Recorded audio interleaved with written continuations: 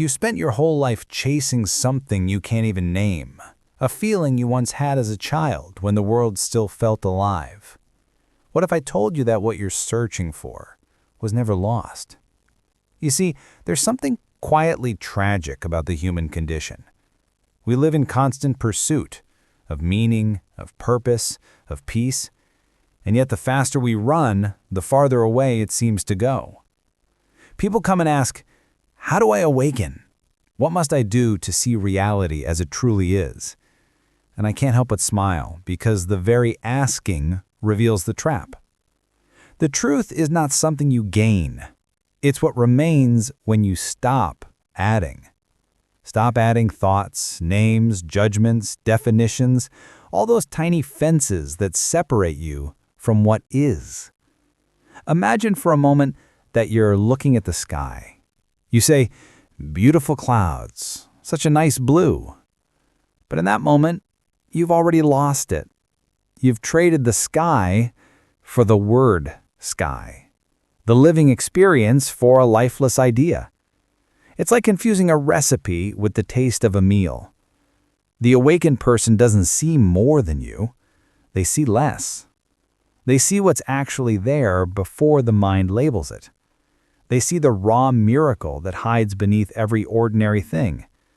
A drop of rain, a flicker of shadow, the breath that moves through you, all of it, infinite.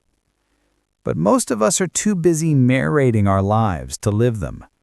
We're trapped inside a private movie called Me, endlessly analyzing the past and rehearsing the future.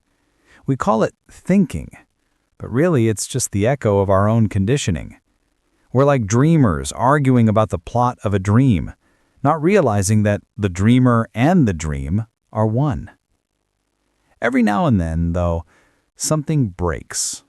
A shock, a loss, a moment of stillness. And suddenly, the chatter falls silent. You catch a glimpse of the world as it really is.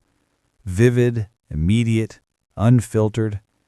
It could be a sunset, or the way light falls on someone's face, or the sound of the wind moving through leaves. And for a breathless instant, you are nowhere and everywhere at once. That's not enlightenment. That's home. It's what was here before you started searching. You see, awakening isn't about finding something new. It's about remembering what you already are. The quiet awareness behind every thought, the space in which every sound, every feeling, every heartbeat appears. That awareness was never asleep. Only the mind was dreaming. And the moment that dream begins to crack, the light starts to pour in. Most people don't realize how loud their own mind is because they've never heard silence. We spend our lives drowning in our thoughts, a constant stream of commentary whispering, I should have done better. What if they don't love me? What if I fail again? And yet none of those voices are truly you.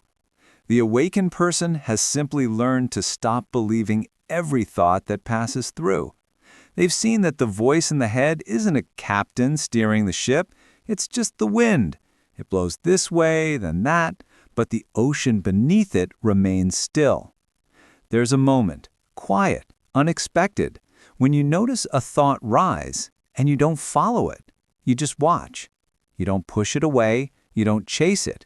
You let it appear and disappear on its own. And suddenly, between two thoughts, there's a space. A silence so complete, it feels like time has stopped.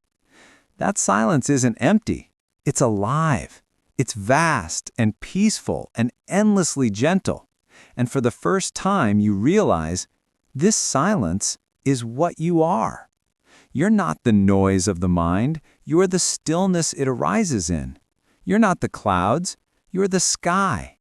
When this is first seen, people often cry. Not because something tragic happened, but because they recognize something ancient, something familiar. It's like remembering a song you've loved your whole life, but somehow forgot how to sing. The mind will try to claim it. It'll say, now I'm enlightened.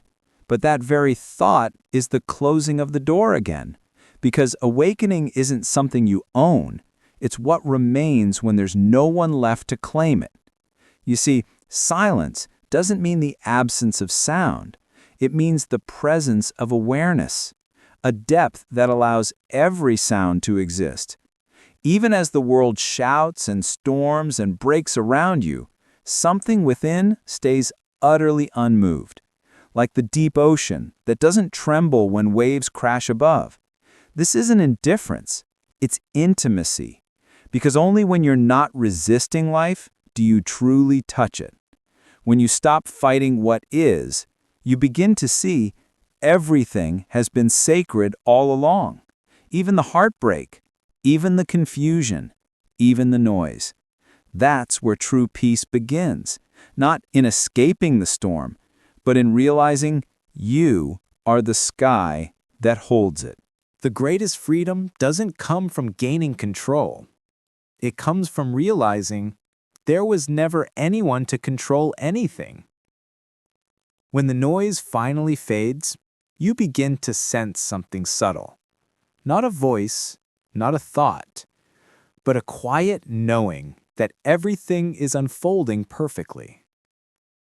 For the first time, you don't feel like a stranger in the universe.